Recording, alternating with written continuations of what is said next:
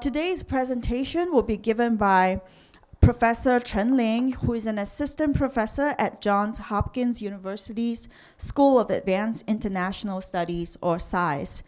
Previously, she was a Shorenstein postdoctoral fellow at Stanford University and the Raja Wali Fellow at the Ash Center of the Harvard Kennedy School. Her research interests lie in comparative politics, political economy, especially the political origins of economic policies and government-business relations in China. Her works have appeared in many peer-reviewed journals. She is the proud author of this book, which I strongly encourage you to check out on Amazon. It is called Manipulating Globalization, the Influence of Bureaucrats on Business in China, on which she will give her talk today. Professor Chen was recognized as the diversity scholar by the University of Michigan. Her research has been supported by the Social Science Research Council, Andrew Mellon Foundation, Institute for Humane Studies, and Chiang Ching-kuo Foundation. So today she will talk on bureaucrats, business, and manipulating capitalism in China. Please join me in welcoming her. Thank you very much for coming. Thank you. Thanks very much for the nice introduction, and good afternoon. I'm absolutely honored to join all of you here, and I want to sincerely thank Professor Yuan Yuan An for inviting me to this great event and great Chinese Studies Center. I also want to thank all of you for coming today on the Thanksgiving week. I really appreciate this opportunity to share with some of you the perspectives, or key perspectives of my book. And just like every book talk, it's impossible to talk about the entire book. So today I will keep focus on the government-business relations aspects. So I want to start with a couple pictures that people more or less associate with China. For a long time, China is the world's workshop. It has been the largest producer and exporter for manufacturing goods, and also the largest recipient of foreign direct investment among developing countries. But behind these good-looking number is essentially the model where the foreign firms come in and set up plants and conducted various kind of assembly and processing manufacturing based on cheap labor, thin margins of profits, and low value added. So in the long run, this model is not going to be sustainable with rising land and labor costs, and the Chinese leaders did not like it. They had problems whenever they thought about the China still being stuck at the very end of the global value chain, and they wanted to change it, because this can make China very vulnerable to other countries. And the most recent case of United States banning ZTE from importing central chips in the US-China trade war have further made this vulnerability even more apparent to Chinese leaders. So they launched various kind of campaigns to promote domestic upgrading and indigenous innovation. And the goal is to overall the goal is to turn China from a low value added economy to a innovation-driven, high-value-added economy. And here I'm just only showing a few of the quotes. There's a lot of quotes, such as that innovation determines the core competitiveness of the country, or innovation or domestic upgrading is the soul of development and backbone for the rise of the country. And they're not just only vocal about it, they indeed pouring a lot of resources to do it. As we can see here, once the policies are issued, they have clearly made a difference on localities. The graph you see here is both the absolute amount and the relative percentage of GDP for science and technology expands at the prefecture level cities. And since there are about 300 cities in this graph, you're not going to see each individual one clearly. But the major point is that it's around the mid-2000s, especially at the year of 2006, is a departing point that sets cities apart from each other. And a year later, in 2007, China also phased out all the beneficial policies for foreign firms. So it's no longer tax deduction, tax discount based on ownership. And the year of 2006 is basically the year that China pushed out for indigenous innovation, formally announced a policy of indigenous innovation. This sent out a very strong signal for the central states initiative for pushing for domestic upgrading. Now, the previous graphs show the variation over time, whereas this map shows variation over geographic space. And also, you can see it's at the city level, at the prefecture city level. There's a large variation across the geographic space in terms the degree of support that government provide for firm science and technology innovation as a percentage of GDP. So the darker the color, the larger the degree of support. And furthermore, you can find that the variation does not necessarily correspond to provincial borders, meaning that there's also variation within the provincial level. There's variation at the city level. But explaining such variation is quite tough and quite hard because previously political science did not equate us with many tools to explain that. Mostly we rely on the theory of developmental state to explain the success or failure of industrial upgrading. Basically, the literature says that those states, such as Japan, South Korea, and Taiwan, their success of upgrading lies in the nation state and the autonomy of the bureaucracy and how state enforced industrial policies upon the business. But when we have these kind of literature, what we have is usually the state on the one hand and the business on the other hand. They're seen as two unitary actors. And there's a reason that they did that, because in those countries, the state, the bureaucracy is relatively coherent and cohesive, and the businesses are usually the domestic business, domestic private business. Whereas in China, the situation is quite different, that first the state is fragmented, the bureaucracy is fragmented, and in fact, we have the term of fragmented authoritarianism from Professor Ken Lieberthal. And we also have business quite fragmented as foreign direct investment come from. So we have domestic firms, we have foreign firms, we also have large firms, small firms. So the situation is quite different from China's East Asian neighbors.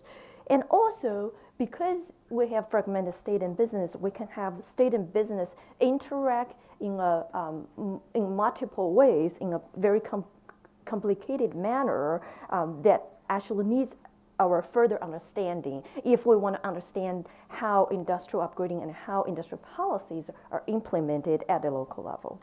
So to better understand this kind of complicated interaction in China, over the past several years, I have conducted more than 200 interviews for 18 months, and I talked to various business and bureaucrats across China's 8 cities on the East Coast, and this allows me to have more in-depth knowledge about these cases, as well as carry out original surveys and gather quantitative data. And I have to be clear at outset that my focus has been more on the electronics and IT manufacturing sector. So not on the resource sector or not on the, for example, real estate sector. It's mostly on manufacturing and electronics and IT sector. And I have found out that in order to understand the local variation, we have to trace it all the way to the 1990s when China opened up for foreign market and when foreign investment penetrated fragmented bureaucracy.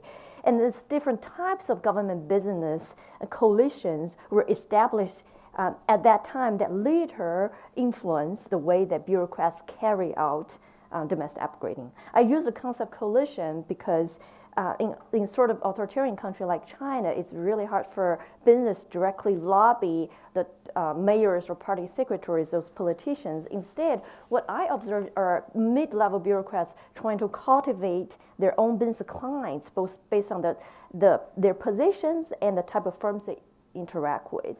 So a lot of times domestic upgrading becomes the kind of competition for resources for government funding, tax breaks, and land discount or utility discounts between the two different government-business coalitions, and that's where all the fights can start to occur, but the way that it occurs can vary by different city. And so to open up the black box of the bureaucratic politics, we have top city leaders that's sitting, they're top city leaders, so they sit right at the very top. And so basically these are party secretaries and the mayors. On the one hand is the coalition, what I call the International Commerce Coalition, so that I group them together, it's easier to remember. But for example, they have Foreign Economic and Trade Bureau. Later, the name is changed to Bureau of Commerce. There's Bureau of Investor Promotion. There's ETDZ Committee, which is it's the Economic and Trade Economic and Technology Development Zone Committee. So these are the more international-oriented bureaucrats that what they care about is to promote international investment and trade, and for them it's totally fine if you attract investment based on cheap labor. That's where the China's comparative advantage is, as long as you get the promotion of investment and trade internationally. And the second is what I call the domestic technology coalition, which basically consists of Bureau of Science and Technology, Economics and Information Commission, and High-Tech Development Zone Committee. You don't have to know all these very complicated bureaucratic names, but what distinct character of this coalition is that they try to push for domestic technology upgrading, and they actually caution against over-reliance on foreign technology or foreign firms. So one interesting thing is, unlike democratic countries that you have accountability from below, and China has accountability from above. So from the very top city leaders to the mid-level bureaucrats, or to the heads of the different departments, to the mid to bottom level bureaucrats, they're all under the kind of pressure of cadre evaluation system where they're evaluated based on their achievement for policy indicators, and that can bring them promotion and compensation. Promotion meaning they move up the political ladder, and compensation meaning an increase in the bonus in monetary terms. But furthermore is that these policies, these domestic upbringing policies, once you gain the control of these policies, you basically gain the control of this resource that can allow you to have the authority to evaluate who is eligible for funding, who is eligible for tax break, and who is eligible for all these beneficial policies. So they're resource-bearing policies. Once you gain the control of these policies, you gain the opportunity to create political achievement. Otherwise, you never have the opportunity to create achievement. You gain an opportunity to, if you have done things right, gain an opportunity to create more compensation. Also, these resources allow you to consolidate your relationship with your business clients. So they have multiple benefits. Then control policies are really the key.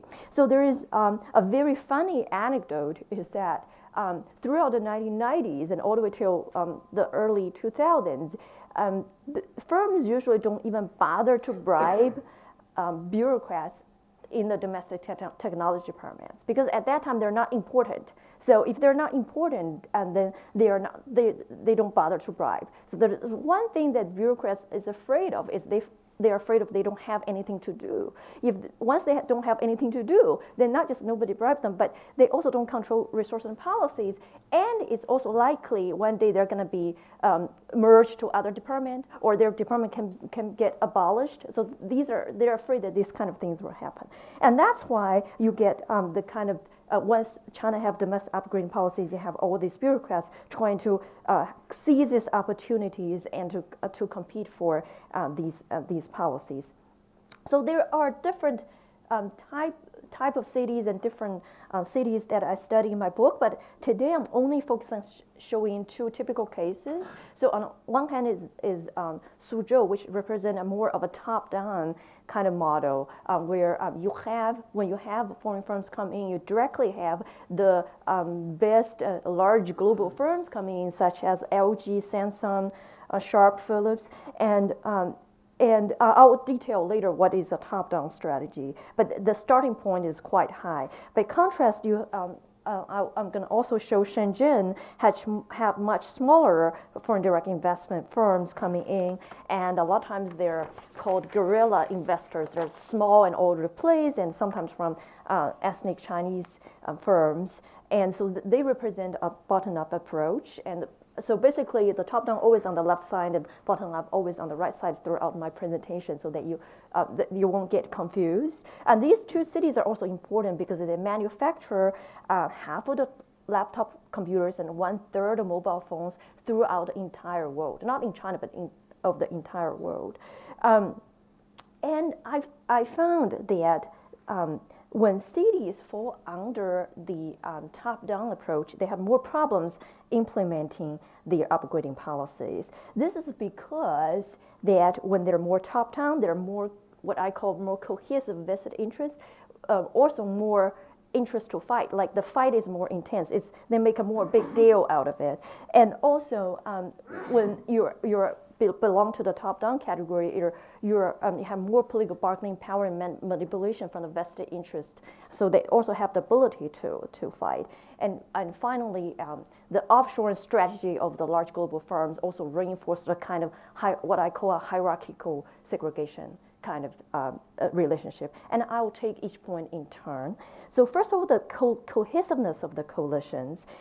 So here's the thing that there's bureaucrats in international commerce coalition. They basically in charge of A, foreign investment, and B, foreign trade, right? So in those top-down cities where you have a lot of large global firms coming in first, basically what it means is that foreign firms dominate the export. So this means that those international commerce bureaucrats, for all the time, they're almost only most of the time interact with foreign firms, because foreign investors and exporters, they overlap. They're pretty much the same thing. And this also means that they push all the domestic firms to the side of domestic technology coalition. That means when I ask them, in your daily life, which kind of firms do you interact with most? Which firm you see as more like your clients? As we can see here in Suzhou, there's a clear, sharp division, either the green color or the orange color, meaning that foreign firms most interact with international commerce, and domestic firms most interact with domestic technology.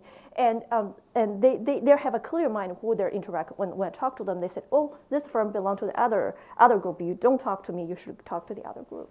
Whereas in Shenzhen, the picture is quite different, because domestic firms also participate in export. This means that that international commerce can interact with both foreign and domestic firms, and it's kind of mixed together. And when I try to ask the same question, they said, you're so out of date. For a long time ago, we no longer distinguish our job based on ownership. It's not like I only interact with foreign firms and you only interact with domestic firms. No longer like this long time ago. It's all mixed together because they all carry out international business, and it's not such thing. Because in Shenzhen, it's not top-down. It's not like large global firms dominating an entire export sector.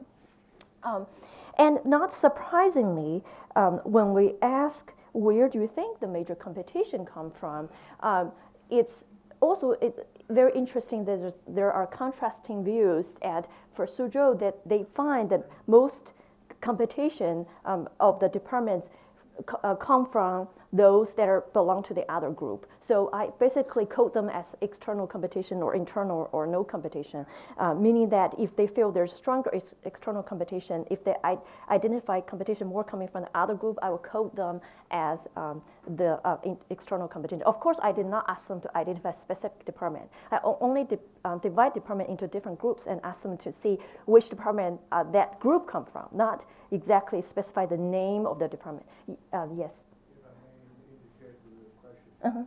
What is meant by competition? This is from the perspective of the individual companies, or it is from the perspective of the government bureaucrats? Government bureaucrats. Sorry, government bureaucrats. I'm so sorry. I should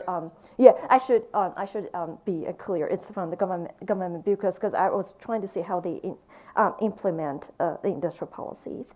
The problem then, that's why I see that in Suzhou there is a more struggle between us between us and them, because in Suzhou, domestic upgrading is interpreted as we are switching resources from the foreign firms and the foreign or international commerce group to domestic technology group. So that is a very strong sense of us and them, and you're not doing things right, or you're not, or I'm doing things right. So there is a more intense sense of what competition is. Whereas in Shenzhen, that it's quite different. That you don't get the kind of feeling that that there is a very strong a sense of a competition between us and them, and it's more likely to see as an opportunity for upgrading.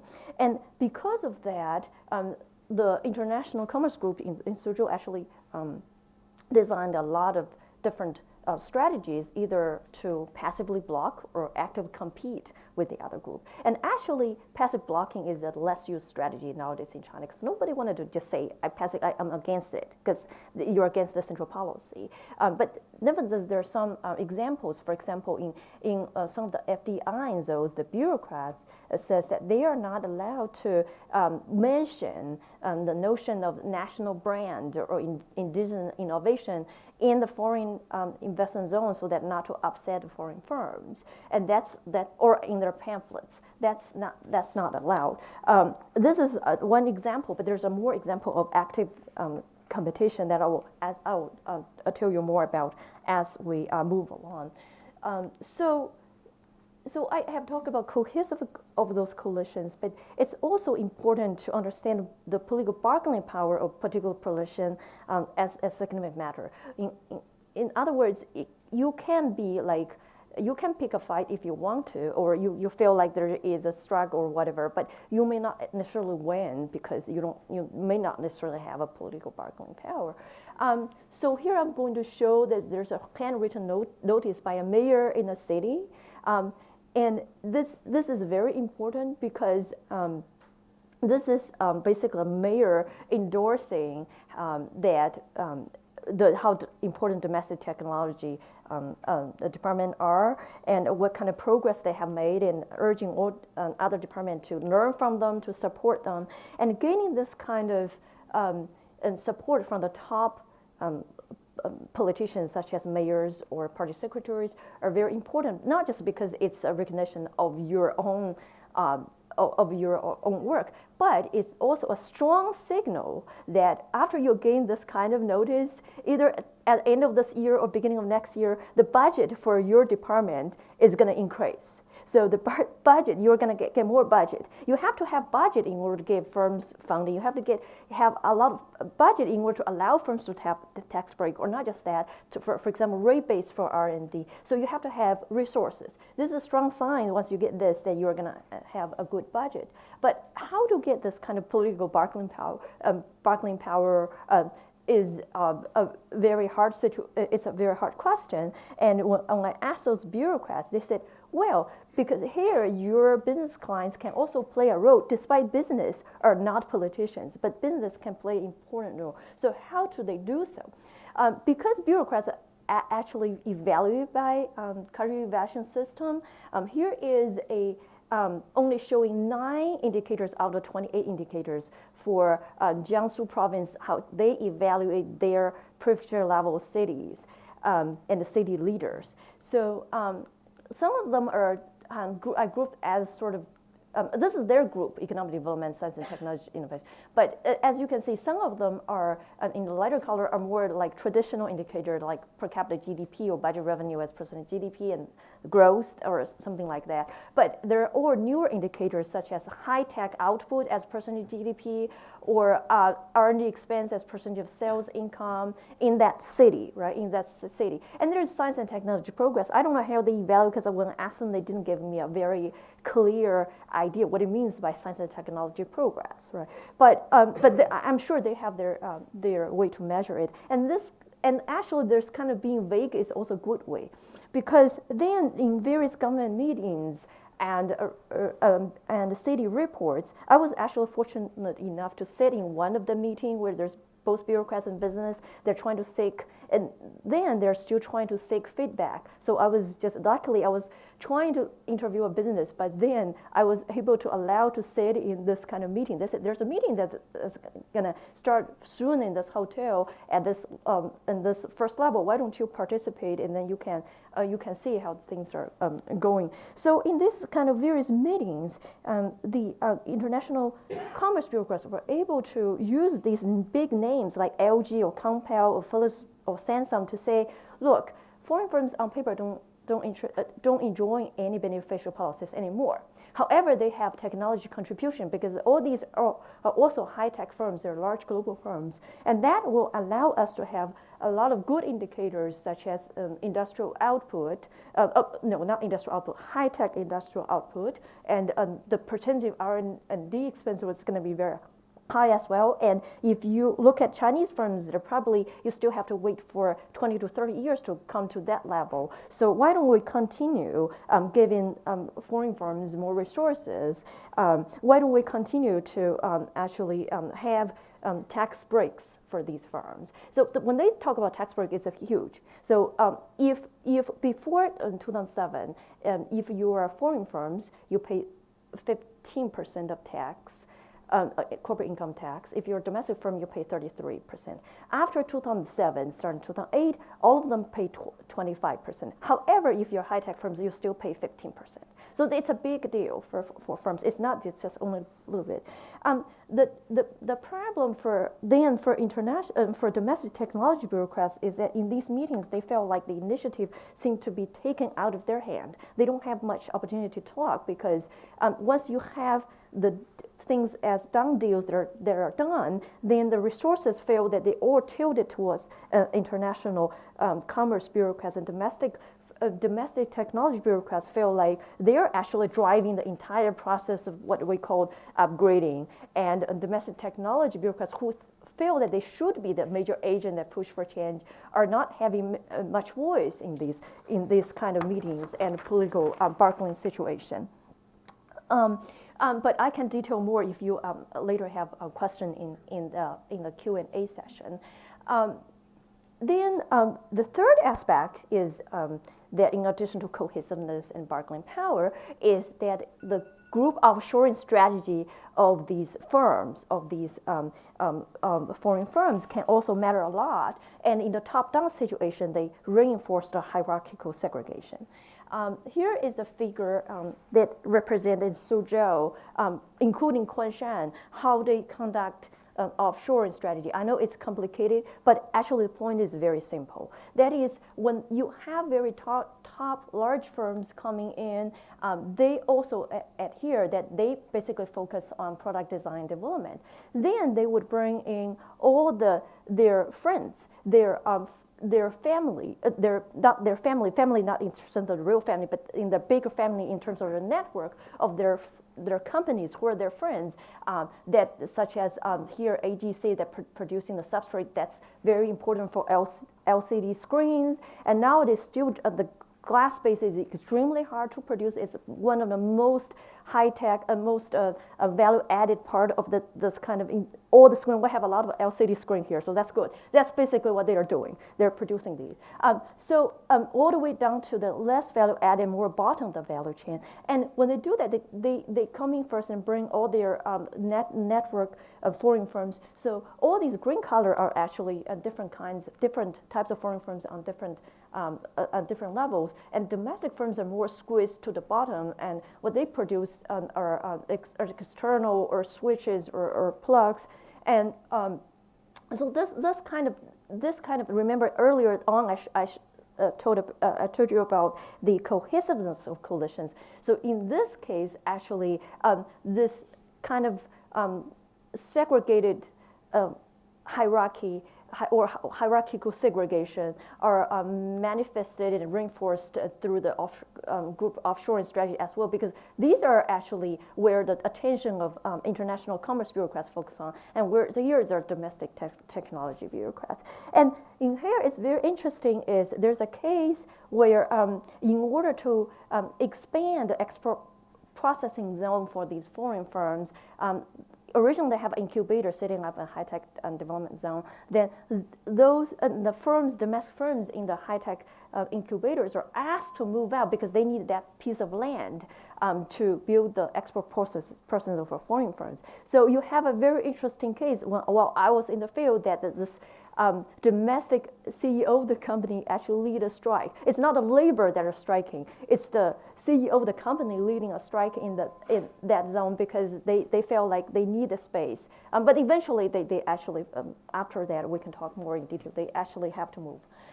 Whereas the case in Shenzhen are quite different, that you would have domestic foreign firms actually, because the foreign firms start more at the bottom of the value chain, and they're smaller and less on, they don't have the resources to bring in all their friends' companies or the network companies. In fact, rely on domestic firms to subcontract their orders to actually get their orders done. And so you have a more of a relationship where foreign and domestic firms are all kind of mixed together. It's hard to distinguish. Remember, I said it's really hard to distinguish sometimes.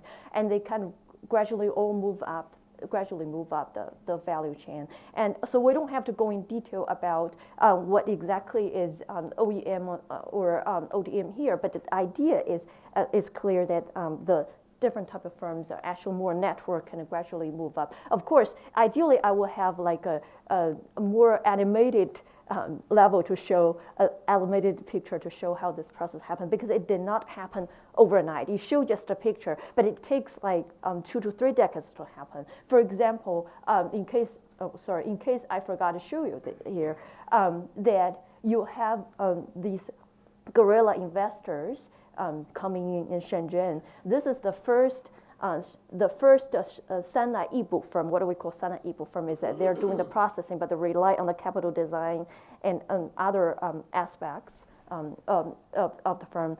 And so the Hong Kong firms provided capital and the design, and on the Chinese side, it does the processing. It's in the Shangwu Dadui, so they're located in the second level of the Shangwu Dadui of the village, and this is a picture of them, and this is the equipment. Nowadays, they made it into a museum so people can come to visit. So this is a current picture, not this is them picture, but this is the current picture. But over time, at that time, they're making the loop, the electric loop of that we're using the hair dryer. And nowadays, they become much more comprehensive electronic firm that employ almost 2,000 people. So there's a process that I can show. I showed in the book, but it's very hard to show just through a slide or one picture how this process takes place. So I have talked about thus far is about the the coalitions, about the bargaining power, the vested interest, and also how the global firm offshoring strategy that sort of reinforce the segregation or facilitate the mutual kind of development process between different types of firms. And so the result in terms of the contrast is very striking, that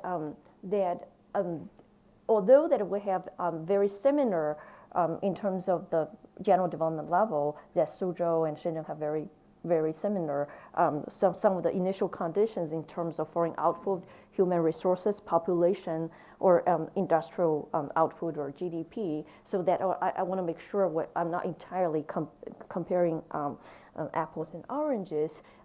Their level of degree of government support for science and technology expands, or technology or government science and technology expands, or firm level science and technology activities are quite striking. The contrast is quite striking, showing that it's not really that the one has resources and the other don't. It's like how they perceive the importance of the matter. And there's some. I'll probably just this slides I will be really short. It's basically showing that it's not just Suzhou and Shenzhen, but across China's a 275 privilege level city that have both foreign and domestic firms. We have seen that actually the kind of FIE, the foreign firms, overlap with domestic firms, or it's the concentration, the degree concentration of foreign firms are negatively influencing the government support, the city government support for science and technology, or what I coded as domestic upgrading. However, it's not just on the government level. We also possibly observe that there is firm level behavior that's quite different because of the environment that the government has created, that and per firm level, Suzhou and Shenzhen are very contrasting in terms of their new product output or R&D expense of patent applications, and all those are quite striking. At first I thought maybe there's something wrong with it, because this is from the National Economic Census. It's different from industrial survey, but it's called National Economic Census. It's a different set of data, but accessed at a micro level. So I thought maybe there's something like a mistake by the data or whatever. But then I also conducted, in 2011, I conducted a survey that of my own that also shows the similar trend. Here, the survey included more questions, not just what is R&D as a percentage of sale, but also like your interaction with upstream customers. So these are various indicator of firm level incentives. Also, like do you view investment in R&D and innovation as attractive? Do you want to do that, right? And this is more like perceptive questions. I also see that there is a big contrast. So whatever the green color, which is represents Shenzhen here, seems like actually has developed far more ahead of the Suzhou firms. And it shouldn't be the case. I know that Shenzhen actually started their development much earlier. Some people say, well, as early as 1978, where Suzhou started much later. But the point is that by the time they started to have electronic IT firms, it's basically starting in 1990s, because before 1990s, throughout the entire China, the electronic IT are not good at all. They're very weak. So in terms of this industry, they shouldn't have such a huge difference in terms of the progress. And here, basically, the point is very simple. That is, I found that the government support and the policy effectiveness mutually reinforce each other. In other words, we could see that, well, for example, you could have a government giving firms a lot of resources and being very supportive, but the firms are not doing anything. So the result is still not effective. You could also have government not giving them any resources, and firms, despite the government abandoning them, still on their own do a lot of things. I find that this scenario is not likely in China, partly because the more resources you gave firms, the more likely that they perceive that there is a good, friendly environment, and they have more optimistic view about whether they should invest in upgrading. And then inside, I didn't talk anything about inside firms. Inside firms, at the management level, there's always kind of debate between the management level and R&D group, and saying whether we should focus on expanding horizontally and just become bigger, or whether we should move up the value chain. So if you have a more friendly environment, it looks like you're more likely to also invest your resources in that. So you're also more likely to be effective. So this is, and whereas when you're depriving firms of space, or you deprive them basically less support of funding, or ask them to move out of the incubator, or be less friendly towards them, then the firms are more likely to also be pessimistic about the prospects of upgrading. So that's why we have kind of a mutually reinforcing process, almost like a feedback loop running between the government at the government level and the firm level. So I would like to, since I'm kind of out of time, I would like to conclude with two important implications. One is that I feel that when China is situated in the context of globalization or global production, we didn't see much convergence at the local level. What we see is that globalization has instilled sort of new dynamics at local level through different bureaucratic coalitions or government business coalition. But the coalition effects are very different from what we often see the structural or lobbying effects, where if you when you have the structural lobbying effects, it means that the globalization is pushing different localities to converge on the same model, and I didn't see that happening. We still have a lot of diversity at the local level, and it's not simply that it's foreign domestic firms lobbying the politicians, as some people may assume, especially coming from Washington, D.C. There's a lot of talking about the firms lobbying the government. It's not necessarily the case. It's more at more medium level bureaucrats that are making things happening and making a change happening. The second implication I have is that for this book that focuses on China, we also have important implications on other globalized, what I call globalized economies, because currently the generation of globalized economy is simply very different from the past generation of East Asian states. In the past generation, we tend to have a very fairly top-down approach that there's big government and big business. It's relatively clear the signal where who is making the policy, who is taking the policy, and it just mutually interact with each other and implement industrial policies. Of course, assuming that industrial policies are efficient. That kind of top-down approach seemed not necessarily work for China, and also not necessarily work for other countries, such as India, such as Southeast Asian countries. I mentioned some of the countries like part of the Malaysia or Indonesia.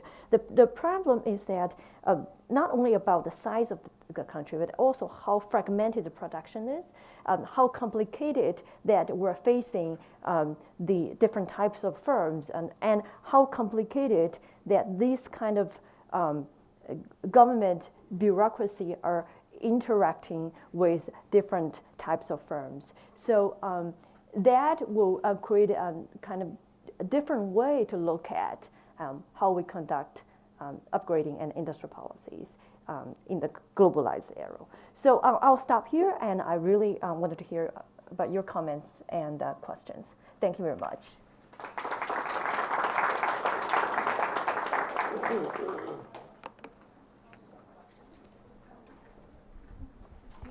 Great. So I suggest taking questions 3 at a time. Please keep your questions succinct as possible. So anyone, any questions?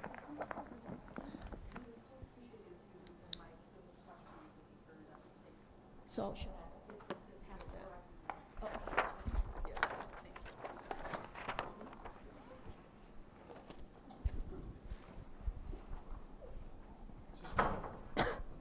Does this work? Yeah, okay. My question is simply, China has several national goals with respect to technology. They the largest radio telescope. They're building the largest super collider, and they have an avowed intent to be the first to reach true artificial intelligence. Mm-hmm. Those kinds of technology developments they're long term. They don't have an immediate commercial purpose. Mm-hmm. How do they work into the this globalization question and the business environment in the local cities and communities? Yeah, thank you. Yeah, so the what things you have mentioned are much more advanced and also newer. So for example, AI, whereas I conducted, when I was in the field conducting research, it was mostly through 2009 to 2011 and follow-up research in 2014. So at that time, AI wasn't a big deal, but now I understand because we have Made in China 25, and on top of that, the push for more advanced technology. My view on this is that, yes, on the sector you mentioned, it probably need more central direction rather than implementing more micro-level policies. But even for these, even for the sectors you mentioned, the state started to emphasize the importance of firms as the major, because previously were always giving a lot of money to research institute and that's it. Now the state has started to emphasize importance of firms as the basis of innovation. So when they talk about firms, they're trying to say that it's not SOEs, it's not only state-owned firms. They're trying to also get private firms participate in that process. Oh, of course, that's definitely not the nuclear, for example, nuclear technology, definitely not. But for AI, it's possible. And there's also a mutual collaboration between, for example, AI technology that Google recently, we're talking about that. So there's also mutual connection. For example, Alibaba was also looking at those too. So it was, I would say it's relevant to, despite my focus is different, it's relevant to what I will focus on here too. And the only thing is that the only unpredictability is currently we have two unpredictable leaders of Trump and Xi. So you don't know if how, let's say, U.S.-China trade war, how would this actually upset and interrupt the process? Thank you very much. Thank you. Thank you, Professor Chen. My question is why you choose Suzhou? I understand Shenzhen because Suzhou is only 20 minutes from Shanghai. Mm-hmm. So in a lot of aspects, it's really part of the same economic area. Mm-hmm. It's a little bit like Jersey City to New York City. Mm-hmm. I know a lot of companies, they sort between Suzhou and Shanghai because of rent in Shanghai is so high, Right. and then probably there are coordination between the government officials in Suzhou and Shanghai as well. So if you factor that in, I feel it looks very different. But I know you conducted the interview in multiple cities. So for example, how does Shenzhen compare to Hangzhou? I feel that's more like a fair comparison, or even Nanjing, Tianjin. Okay, thank you. Because I focus on the manufacturing process, when I say Shenzhen, that give people the feeling this is a special economic zone. So I need to clear, like Shenzhen is not does not equate to special economic zone. When we set a special economic zone, it's actually relatively small, and sometimes they're guarded and people cannot enter. So for example, Longgang and Bao'an district, when I get to the Shenzhen that time, they just started to become incorporate into the special economic zone. So Shenzhen is actually larger than what people often have in the mind, and not only have just real estate, those kind of buildings, but also in Nonggang and Bao'an district, they also have a lot of manufacturing. And it's actually, I mean, there's artificial boundary. It's then all the way going to Dongguan, and part of that as a large manufacturing area. Suzhou, the reason I focus on, there's Suzhou, but there's also Kunshan. Kunshan is under Suzhou, as exactly as you mentioned, because Shanghai actually doesn't have manufacturing. Shanghai is all about finance. Shanghai is like New York. So that's why I chose Suzhou. But you have made a very good point that it gave people the feeling like that. Yeah, I was briefly at Hangzhou, and we can talk a little bit more about that afterward.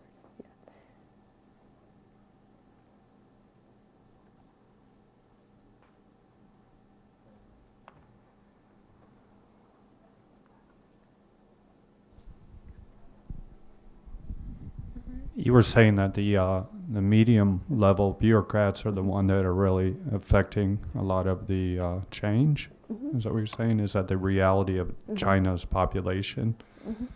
Because it seems, I mean, it's a huge population, and it doesn't seem realistic that foreign firms could fill all those voids and stuff like that. So would you say that's pretty much a natural process? So your question is that given the large population, it's unlikely that foreign firms didn't fill all the voids. Foreign firms only interact with one segment of the bureaucrats. That especially, it's the basically departments that are responsible for interacting with the foreign firms. Yeah. So basically, I'm saying foreign firms are interacting with this segment, whereas domestic firms are interacting with the other segments. In some cities, it's not the case. They're mixed. When they're mixed, actually, it's a good thing, because when they're mixed, it's not a sense of you're taking resources from out of me and into you when I try to promote domestic upgrading. But but so it's the kind of interaction they have, which part that you interact with, which part of bureaucrats they interact with, actually influence the way that people perceive whether this is an opportunity or whether this is a threat to me.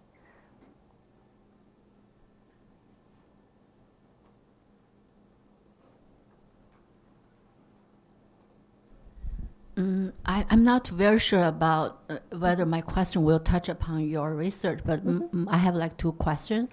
The first one is, I wonder what kind of roles the foreign embassies play in helping those foreign firms to go for businesses inside China. So say, for example, the American embassy, does it help those firms, corporation from the U.S., going to do business in China? How much that's helpful? And second question is, I know the local bureaucrats would like to have their records, right, to be appreciated by the top level leaderships. So how much those records were evaluated, both by the top level government and for, you mentioned a little bit about the evaluation, right? How much the bureaucrats, according to the firms, local and domestic firm and foreign firms, their achievements, the percentage, for example. So those kind of records, how they were recorded and appreciated. And like, you probably will mention about how many terms, the terms of office, those bureaucrats will stay in that position. Oh, okay. Yeah. Okay, thank you. Thank you very much. For the foreign embassy role, the role of foreign embassy, they're both helpful and not helpful in different ways. So they're usually helpful for initial, like firms' initial coming, that you know that there's firms representative can go to them, and so initially for initial settling down, this is according to the firm's managers I talk with, of course, so it's a limited sample, does not represent everybody. So initially they are helpful for initial settle down, but they also have multiple functions in embassy because carry out political matters and economic matters. So they're not necessarily always there to facilitate everything or carry out the production and set the plans or install the production line. So you still have initially have a lot of hassle that you need to deal with, because when the firm come in, there used to be, let's say you set one in Shanghai, because he mentioned Shanghai, and there used to be, there's 12 steps, so there's 12 different government bureaucracy you have to go through, including the Bureau of Statistics, because they want to have their record. But there's different, like the Bureau of Commerce, or there's the Gongshang Guanliju, the industrial and the commerce, they have to register you. So there's 12 different steps. Now it's better that they try to shorten it and make all the 12 steps are happening in different windows in one building, and that can actually shorten the process. But for a long time, there's more hassle that firms have to deal with beyond what the embassy can help them to do. And you also have a question about the records and evaluation. So there are different things. Evaluation, or what I provided and show in the table, they're more systematically recorded, because that's where they actually discuss and the promotion. That actually it's a form, it's a table that with different indicators and that will carry different weights. Whereas the record I show, where there is a handwritten notice saying that the mayor saying that we should all learn from this department and support their work, that is more informal. That is more informal, and they, when I was in the field, they haven't able to show me this record, but it doesn't mean that they probably keep it for a few years, that I don't know, but it's not something that's very systematically recorded and kept. That's more informal. But in China, somehow, it seems like sometimes informal things matter even more than the systematic things that I can see. The informal or not so well recorded things a lot of times matter more than the systematically keep record kind of tables. And then then you also have a question about term. So for mayors and party secretaries, their term cannot go beyond 5 years. But the average one are actually 3 to 4 years. Of course, it varies, but they're not allowed to go typically go beyond the 5 years. But when the 5 years term at a limit, they can resume term under exceptional circumstance. They can also continue another 5 years. But if you pull together all cities in China and look at their average terms, it's somewhere between 3 to 4 years. Thank you for an excellent talk. I was wondering, so if I understand the argument correctly, we're sort of pushing the formation of these coalitions back to the initial FDI recruitment period, right? What determines the structure of firms that localities recruit in the first place that produces that coalition structure? Okay. Can you talk about that for a minute? Yeah. Yeah, that's an excellent question. I didn't get to. So why in some places seems like government just say we do not look at any firm that's below $300 million US, and you're too small project, you should go to somewhere else. When somewhere else, government are more practical, saying whatever things I can bring in that counts as thing that were more open-minded. This is a big puzzle that kind of that I have dealt with for a long time. So tentatively in chapter 6 of the book, I said that there is a mutually reinforcing cycle going between the historical preference of the bureaucrats and then based on that they actually carry out policies that form narrower or broader coalitions, and then and by doing that, it also generates consequences that reinforce, because of reward in different ways that reinforce that preferences. But especially for the two regions, you look at Suzhou. I mean, Suzhou has a much longer history.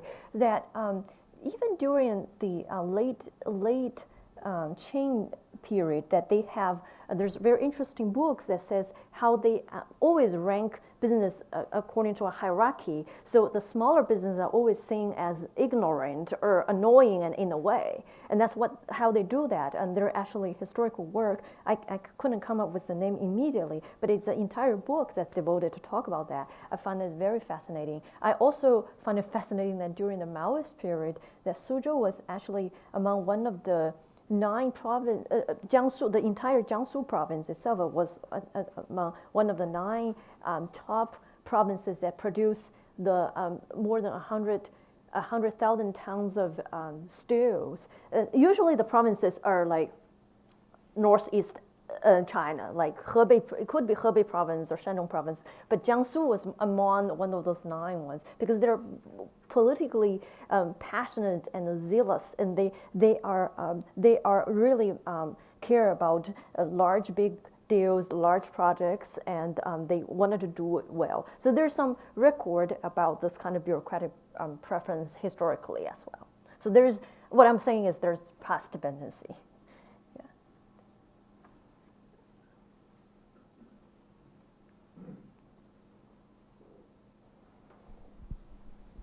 So would you say that the informal part in there is an extension of what they call excuse my pronunciation if I don't pronounce it right, guanxi, the culture of guanxi?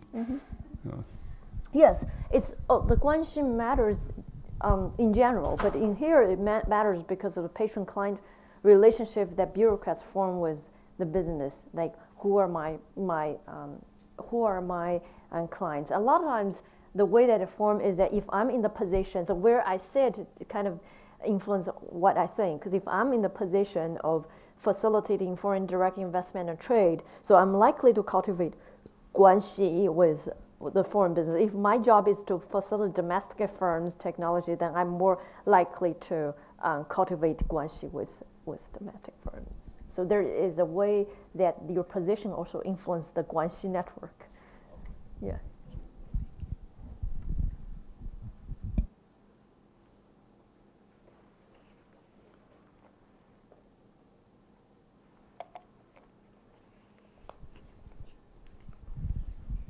Thank you, Chen Ling, for a really fascinating study. I would like to ask a question a little bit more about your survey data. Earlier on, you showed us a comparison of the Shenzhen and Suzhou bureaucrats, and I would love to hear more about the survey that you did with these bureaucrats. It was a survey, right? Yeah. You're right. The bureaucrats, And- because there are different type of, yeah.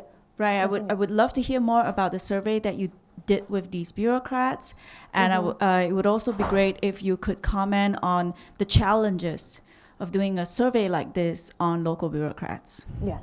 Thank you very much. So there are two different type of surveys. With the business, with the firms that were shown at firm level, it's that that's a survey that I collaborate with the 社科院 the 公经所社科院 so it's China Social Science Academy, and that we just implemented and they just fill out by firm manager themselves. Whereas the bureaucrats are different. It's face-to-face,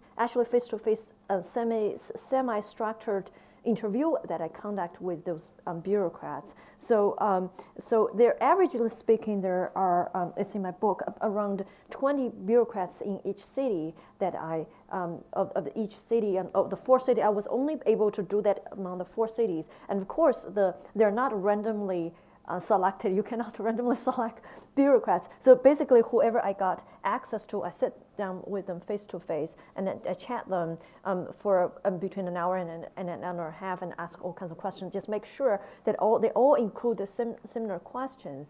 And I think the challenge is that you really need to make them comfortable to talk. So sometimes they are not comfortable to talk in their office. They're more comfortable when if you have time for a cup of coffee or tea in a coffee house, or even going on a banquet with them. They feel monitored in their office and they're not comfortable to talk. But I would say the biggest challenge is after 2012. That because I have a follow-up after the survey in 2010 and 2011, I actually have a follow-up interview in 2014 where I contact these bureaucrats, and they all said no. They all said no because, so for example, I called one in Bureau of Science and Technology. It happened to be their head of the Bureau of Science and Technology was just arrested because of corruption. Because I didn't know that. It was ignorant of me. I didn't know that. So within a month, I called them to see if I can gain more access to have a follow-up interview, and they immediately said, we don't feel comfortable to talk about anything. If you want, here's the website of Shenzhen, and you can look. There's various kind of PDF you can download or whatever, but we don't want to talk. So that's the biggest challenge, and for all the people, I guess, in the current period.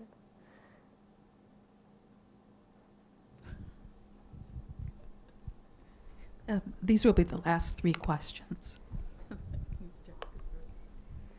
Thank you very much for the talk. I'm interested to know, how does the company's background affects the dynamic of business coalition forming? Because I would imagine most of the companies in the Suzhou would be companies from Taiwan, whereas companies in Shenzhen would be companies from Hong Kong. Thank you. That's an excellent question, and thank you. Yes. So Suzhou is not the closest city to Taiwan. Actually, the closest probably is Fujian, right? It's just weirdly all the Taiwan firms went to Suzhou, and there is like this effect of if one Taiwan firm like Compal is Renbao, it's one of the biggest computer makers. When there, that entire block of them fly in. So the model is one fly in, and the entire block of them fly in. And the thing is that the difference is that when I say ethnic Chinese firms or China circle firms, people tend to assume more or less they're small firms, but not necessarily. Here's the thing: it's not necessarily Taiwan firms. Taiwan firms has very big firms such as Compal or other computer makers that are actually quite big. Of course, including some other more bottom level firms that are trying to conduct assembly. Whereas Hong Kong firms, they have more variation in terms of their size. And if I haven't checked this systematic, but I got the impression that it's more likely to have, if there were small firms, it's more likely to be on the Hong Kong side. And that also corresponds to what I earlier talked about, that because they emphasize the top-down and bottom-up process, that's why that there are more Taiwan firms going to Suzhou. And I also want to mention that for Foxconn, for example, actually there's Foxconn both in Suzhou and in Shenzhen. But when Foxconn started initially at Shenzhen, it's much smaller. And then when they started having Suzhou, it's already in their very big stage. And in fact, there is an entire road called the Foxconn Road. So how you go to something, so you turn on the Foxconn Road and turn somewhere else. So they invested in the entire road in Suzhou.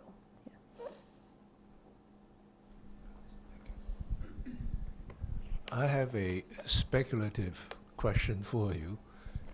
As China continue to climb up the technology ladder with the motivation to get involved with more value-added economic activities, what changes do you think that may bring to the implications or the conclusions that you have reached so far?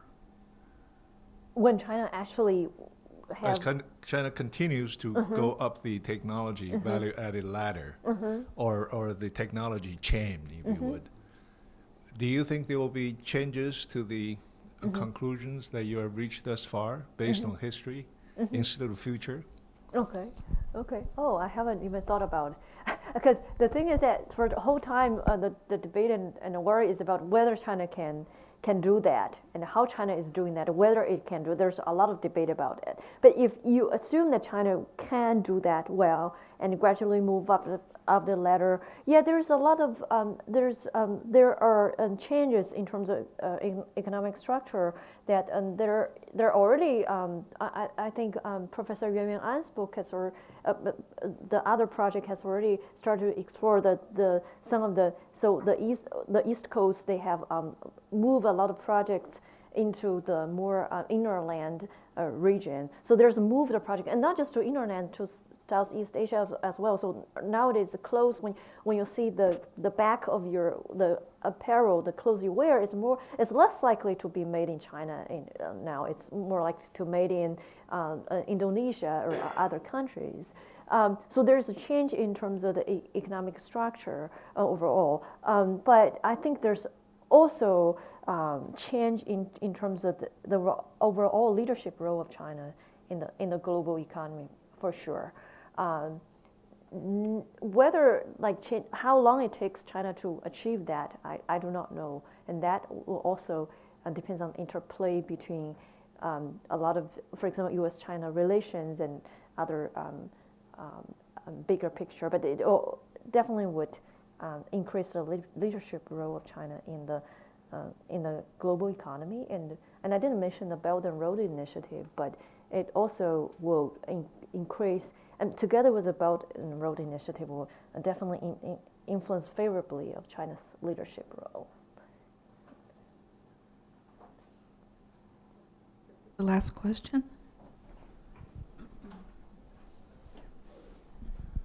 Thank you for joining us today.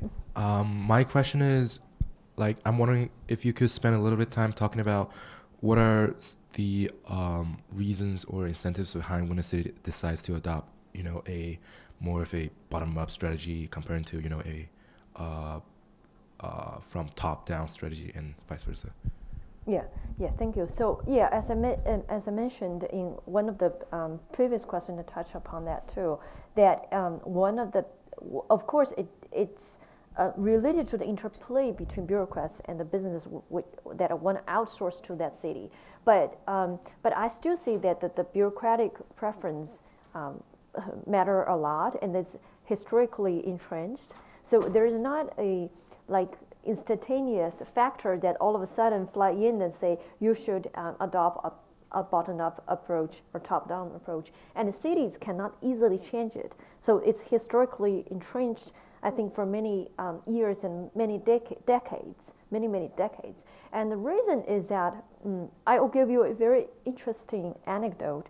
Is that that the Suzhou's top city leader Wang Rong was then later Kongjiang, that they fly in to Shenzhen partly because they want to help they want to help Shenzhen to be more clean and less corrupt. So anyway, so in the story is that when they have one city's leader actually go into the other city, you think that may change their model, right? They may change the top-down, bottom-up, because then they can just bring in and copy the other from the other city. But it's not necessarily the case, because you actually cannot. What you find is that the top city leader cannot get used to that city, because the mid-level bureaucrats are already formed in that way, and that all adapted to the long-term culture and history of that city. So this is just an example of why when you have top level the leader kind of move from one city to another city, it still cannot entirely switch the model of bottom up or top down. Thank you. Well, thank you very much to Professor Chen for a very informative presentation and Q&A. We really appreciate having you here. Please join me in thanking her. Thank you. Thank you very much.